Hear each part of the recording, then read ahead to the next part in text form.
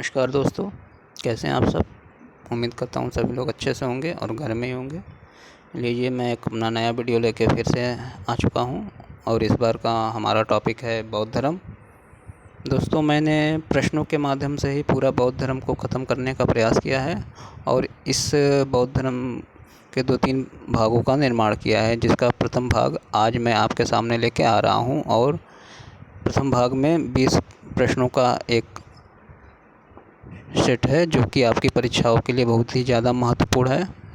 और मैं इन प्रश्नों के माध्यम से ही दोस्तों बौद्ध धर्म को ऐसे आपको बता दूंगा कि फिर आपको इन प्रश्नों के बाहर से कोई क्वेश्चन किसी भी परीक्षा में, चाहे वो समीक्षा अधिकारी का हो, चाहे खंड शिक्षा अधिकारी का हो, चाहे पीसीएस स्तर का ही क्यों ना हो, इन प्रश्नों से बाहर वह प्रश्न नहीं पूछेगा।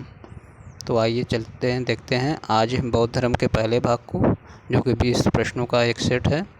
लेकिन वीडियो को आगे देखने से पहले प्लीज़ मेरे चैनल को लाइक करिए, सब्सक्राइब करिए और बेल आइकन को प्रेस करिए, जिससे कि मेरे नए नए वीडियो आपको आसानी से प्राप्त होते रहें। और मेरे चैनल का नाम तो आपको पता ही होगा, ऑनलाइन प्रिपरेशन विद पीके। तो आइए शुरू करते हैं आज का पहला प्रश्न। आज का आज का पहला प्रश्न है दोस्तों कि मध्यम मार्ग प्रतिपदा संबंधित है। ऑप्शन आपके सामने है। पहला ऑप्शन है जैन धर्म, दूसरा ऑप्शन है बौद्ध धर्म, तीसरा ऑप्शन है वैदिक सभ्यता और चौथा ऑप्शन है आपका शैव धर्म। तो दोस्तों, जो मध्यम मार्ग प्रतिपदा है वो हमारे बौद्ध धर्म से संबंधित है, यानी कि ऑप्शन नंबर 2 हमारा सही होगा। मध्यम मार्ग प्रतिपदा का मतलब होता है दोस्तों कि न तो ज़्यादा सुखपूर्ण जीवन व्यतीत करना और न ही ज़्यादा काया क्लेश में संलग्न रहना। जो बीच का माध्यम है, न ज़्यादा सुखपूर्व होना, न ज़्यादा दुख में होना। तो जो इसके बीच का रास्ता है उसको मध्यम मार्ग प्रतिपदा के नाम से जाना जाता है, जो कि बौद्ध धर्म की एक प्रमुख विशेषता है। अगले प्रश्न है आपके सामने, बुद्ध के गृह त्याग की घटना क्या कहलाती है। यानी कि महात्मा बुद्ध ने जब गृह का त्याग किया था तो उस घटना को किस नाम से जानते हैं। ऑप्शन आपके सामने है। पहला ऑप्शन है महाभिनिष्क्रमण, दूसरा ऑप्शन है आपका धर्म चक्र परिवर्तन, तीसरा ऑप्शन है आपके सामने महापरिनिर्वाण और चौथा ऑप्शन है आपके सामने मध्यम मार्ग। तो इसका सही जवाब होगा दोस्तों ऑप्शन नंबर पहला, महाभिनिष्क्रमण। यानी कि बुद्ध के गृह त्याग की घटना को महाभिनिष्क्रमण के नाम से जाना जाता है। और तीनों ऑप्शन देख लेते हैं। जो धर्म चक्र परिवर्तन, महात्मा बुद्ध ने ज्ञान प्राप्ति के पश्चात सारनाथ में जो अपना प्रथम उपदेश दिया था, उस घटना को धर्म चक्र परिवर्तन के नाम से जाना जाता है। और महापरिनिर्वाण, महात्मा बुद्ध को जब मृत्यु हुई थी तो उस घटना को महापरिनिर्वाण के नाम से जाना जाता है। और मध्यम मार्ग अभी आपने ऊपर उसका जिक्र देख ही लिया है। अगला प्रश्न है, बुद्ध ने संघ की स्थापना कहाँ की थी। ऑप्शन है आपके सामने। पहला ऑप्शन है कपिलवस्तु, दूसरा ऑप्शन है बोधगया, तीसरा ऑप्शन है सारनाथ, चौथा ऑप्शन है कुशीनगर। तो महात्मा बुद्ध ने संघ की स्थापना सारनाथ में की थी। इसके अनुसार हमारा ऑप्शन नंबर 3 सही है, सारनाथ। यानी कि सारनाथ में महात्मा बुद्ध ने अपना संघ की स्थापना की थी। संघ व्यक्तियों का समूह होता है जिसमें शामिल व्यक्ति धर्म का प्रचार और प्रसार करते हैं। और बाकी के तीनों ऑप्शन हम देख लेते हैं। कपिलवस्तु में महात्मा बुद्ध का जन्म हुआ था। बोधगया में महात्मा बुद्ध को ज्ञान की प्राप्ति हुई थी। और कुशीनगर में महात्मा बुद्ध को मृत्यु हुई थी, यानी कि उनका परिनिर्वाण कुशीनगर में हुआ था।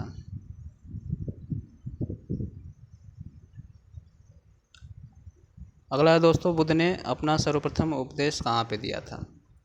तो इसका जवाब मैं पहले ऊपर बता चुका हूँ, फिर भी ऑप्शन आप लोग देख लीजिए। पहला ऑप्शन है ऋषिपत्तनम, दूसरा है बोधगया, तीसरा है कौशल, चौथा है पाटलिपुत्र। तो अब आपने तो देखा सारनाथ का तो नाम है ही नहीं इसमें, जबकि ऊपर मैंने बताया है कि महात्मा बुद्ध ने अपना प्रथम उपदेश सारनाथ में दिया था। लेकिन जो ऑप्शन पहला है ऋषिपत्तनम, इसको ही सारनाथ भी कहते हैं, यानी सारनाथ का एक अन्य नाम ऋषिपत्तनम और मृगदाव, ये दोनों सारनाथ के ही नाम है। अगर इन तीनों में से कोई एक भी ऑप्शन होता है तो आप उसको टिक करिए, वो आपका सही होगा। तो ऑप्शन नंबर पहला ऋषिपत्तनम या सारनाथ या मृगदाव, तीनों में से कोई एक। और बाकी के 3 ऑप्शन बोधगया, जैसा कि स्पष्ट मैं कर चुका हूँ पहले कि बोधगया में महात्मा बुद्ध को ज्ञान की प्राप्ति हुई थी पीपल वृक्ष के नीचे। कौशल श्रावस्ती की राजधानी थी और यहाँ पे महात्मा बुद्ध ने सबसे ज़्यादा अपने उपदेश दिए हैं। अगर प्रश्न आपसे पूछा जाता है कि महात्मा बुद्ध ने अपने सबसे ज़्यादा उपदेश कहाँ पे दिए हैं, तो वह उत्तर होगा कौशल या श्रावस्ती, क्योंकि कौशल श्रावस्ती की राजधानी है। और पाटलिपुत्र में प्रथम बौद्ध संगति का आयोजन हुआ था।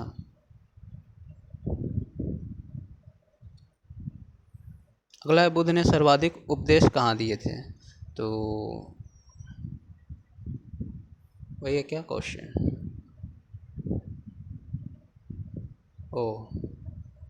देखिए दोस्तों आ गया।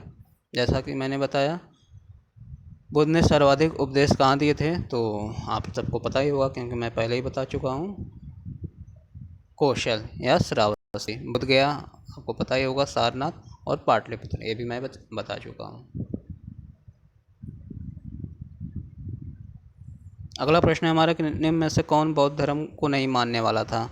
नीचे 4 राजाओं के नाम दिए गए हैं और उसमें से आपको बताना है कि कौन सा राजा बौद्ध धर्म को मानने वाला नहीं था। ऑप्शन है आपके सामने, पहला अशोक, दूसरा कनिष्क, तीसरा है आपके सामने बिंदुसार और चौथा है अजातशत्रु।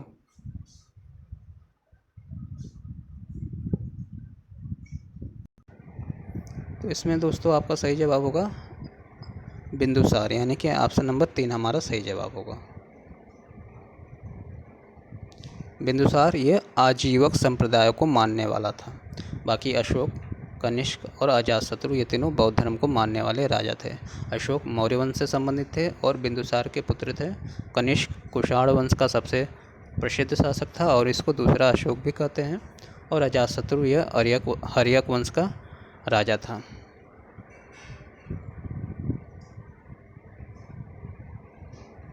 अगला प्रश्न है दोस्तों कि महाभिनिष्क्रमण का प्रतीक चिन्ह क्या है। ऑप्शन है आपके सामने, पहला अश्व, दूसरा पीपल, तीसरा पद चिन्ह, चौथा श्वेत हाथी। तो इसका सही जवाब होगा दोस्तों ऑप्शन नंबर पहला अश्व,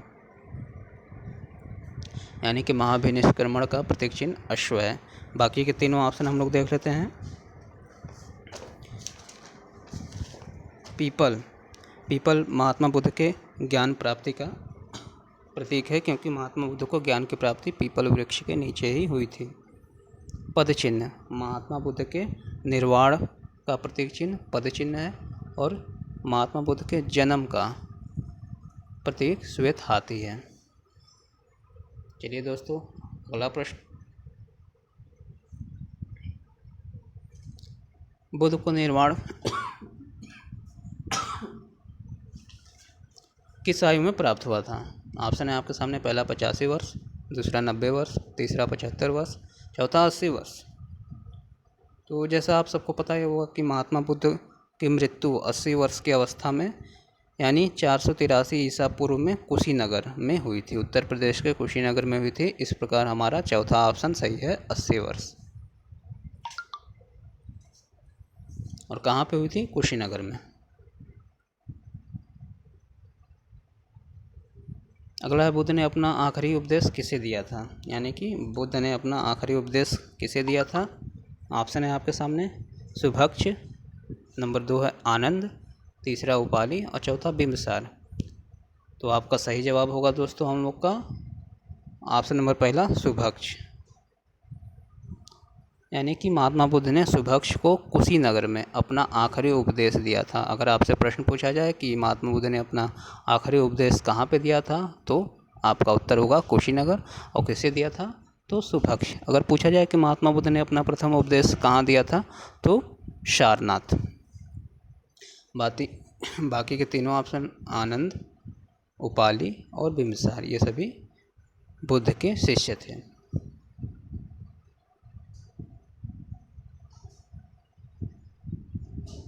अगला है, प्रथम बौद्ध संगति का आयोजन कहाँ पे हुआ था। जैसा कि आपको पता है दोस्तों कि कुल चार बौद्ध संगतियों का आयोजन हो चुका है। उसमें से प्रथम बौद्ध संगति का आयोजन कहाँ पे हुआ था। ऑप्शन है आपके सामने, पाटलिपुत्र, दूसरा राजगृह, तीसरा वैशाली, चौथा कुंडलवन। तो आपका सही जवाब होगा दोस्तों हम लोगों का ऑप्शन नंबर 2, राजगृह। यानी कि राजगृह में 383 ईसा पूर्व 483 ईसा पूर्व राजगृह में यानी बिहार में प्रथम बौद्ध संगति का आयोजन हुआ था। और उस समय वहाँ का मगध का शासक अजातशत्रु यानी कि जो हर्यक वंश का था उसका शासन था और उसके अध्यक्ष महाकश्यप थे। बाकी के तीनों ऑप्शन देख लीजिए। पाटलिपुत्र में तीसरे बौद्ध संगति का आयोजन हुआ था, वैशाली में द्वितीय बौद्ध संगति का आयोजन हुआ था और कुंडलवन में चतुर्थ बौद्ध संगति का आयोजन हुआ था। पाटलिपुत्र में अशोक के समय, वैशाली में काला अशोक के समय जो कि शिशुनाग वंश का था, और कुंडलवन में कनिष्क के समय में जो कि कुषाण वंश का था। ये बौद्ध संगति हुई थी। यानी कि कुल टोटल 4 बौद्ध संगति हुई थी और ये इन्हीं चारों स्थानों पे हुई थी।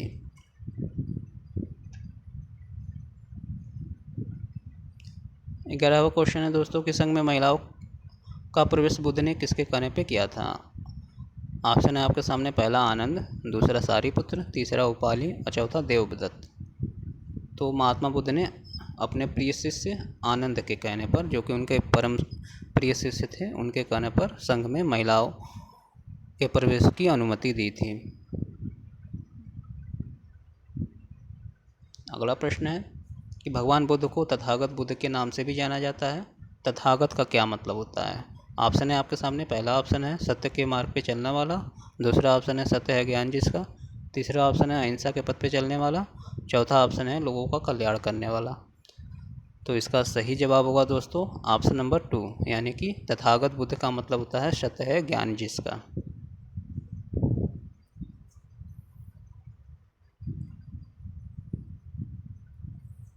अगला प्रश्न है दोस्तों, घोषित राम विहार कहाँ स्थित है। ऑप्शन है आपके सामने, कौशाम्बी, दूसरा कौशल, तीसरा कुशीनगर, चौथा सारनाथ। तो इसका सही जवाब होगा दोस्तों ऑप्शन नंबर 1, कौशाम्बी। यानी कौशाम्बी में घोषित राम विहार स्थित है। और इस विहार की विशेषता ये है कि ये बुद्ध के जन्म के समय में ही इसका निर्माण घोषित राम नाम के एक व्यापारी ने कराया था, जो कि बुद्ध का शिष्य था। और इसका निर्माण उसने बौद्ध महात्मा बुद्ध के कौशाम्बी आगमन पर उनके विश्राम हेतु करवाया था। बाकी के तीनों ऑप्शन आप लोग को पता ही होंगे, इसलिए उसको मैं नहीं बताऊंगा। अगला प्रश्न है, ये बुद्ध के अनुयायी थे और आयुर्वेद के उच्च कोटि के ज्ञाता थे और इन्होंने आयुर्वेद का अध्ययन तक्षशिला विश्वविद्यालय से प्राप्त किया था। ये कौन थे। ऑप्शन है आपके सामने, पहला सुश्रुत, दूसरा धन्वंतरी, तीसरा जीवक, चौथा नागार्जुन। तो इसमें जो हम लोग का सही जवाब होगा दोस्तों वह है ऑप्शन नंबर 3, जीवक। जीवक जो थे ये बाल रोग विशेषज्ञ भी इनको कहा जाता है और ये आयुर्वेद से संबंधित थे और ये महात्मा बुद्ध के चिकित्सक थे, यानी कि उनके निजी वैद्य थे। बाकी के 3 ऑप्शन देख लीजिए। सुश्रुत धन्वंतरी के शिष्य थे और इनको शल्य चिकित्सा का जनक माना जाता है। धन्वंतरी ये भगवान विष्णु के अवतार माने जाते हैं और इनको आयुर्वेद का जनक माना जाता है और इन्हीं के जन्मदिन पर धनतेरस त्यौहार मनाया जाता है। और नागार्जुन भी एक प्राचीन काल के प्रसिद्ध वैज्ञानिक थे जो कि बौद्ध धर्म को मानने वाले थे और ये कनिष्क के दरबार में रहते थे।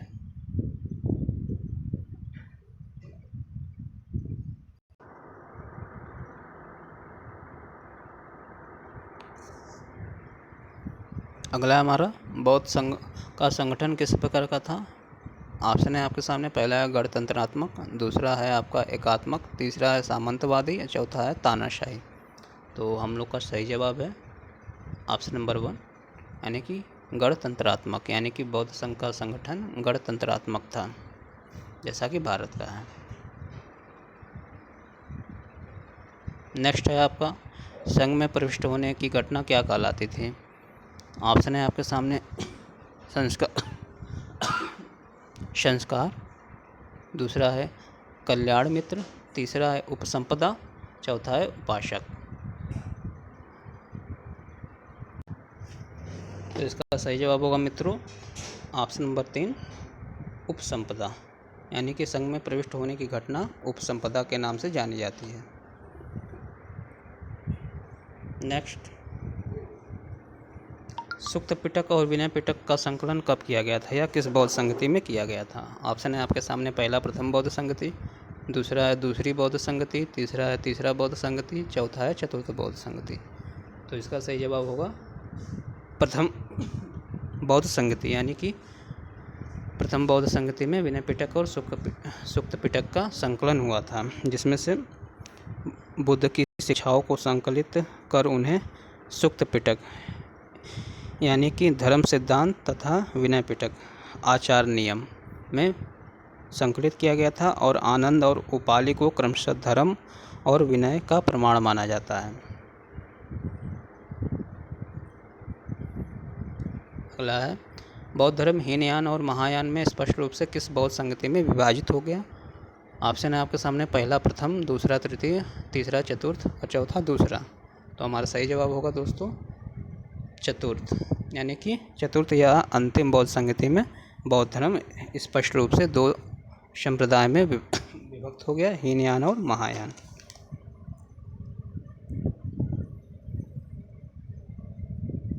अगला है, किसको भावी बुद्ध के नाम से जाना जाता है? ऑप्शन है आपके सामने, पहला शाक्य मुनि, दूसरा मैत्रेय, तीसरा अमिताभ, चौथा औतिलेकेश्वर। तो इसमें हम लोग का सही जवाब होगा दोस्तों ऑप्शन नंबर 2, मैत्रेय, यानी मैत्रेय को भावी बुद्ध के नाम से जाना जाता है। बाकी के तीनों ऑप्शन हम लोग देख लेते हैं। शाक्य मुनि को हम लोग ऐतिहासिक बुद्ध के नाम से जानते हैं। अमिताभ को हम लोग स्वर्गीय बुद्ध के नाम से जानते हैं, और औतिलेकेश्वर एक बोधिसत्व है जो कि महायान संप्रदाय से संबंधित है बौद्ध धर्म के। 20वां और आखिरी प्रश्न इस भाग का, तीसरा पिटक अभिधम्म पिटक किस बौद्ध संगति में जोड़ा गया था? ऑप्शन है आपके सामने, पहला है तृतीय, दूसरा ऑप्शन है दूसरा, तीसरा ऑप्शन है प्रथम, चौथा ऑप्शन है चतुर्थ। तो इसका सही जवाब होगा दोस्तों ऑप्शन नंबर 1, तृतीय, यानी कि तीसरी बौद्ध संगति में जो तीसरा पिटक है अभिधम्म पिटक, उसको जोड़ा गया था। और जो अभिधम्म पिटक है यह बौद्ध धर्म का सिद्धांत की दार्शनिक व्याख्या करता है।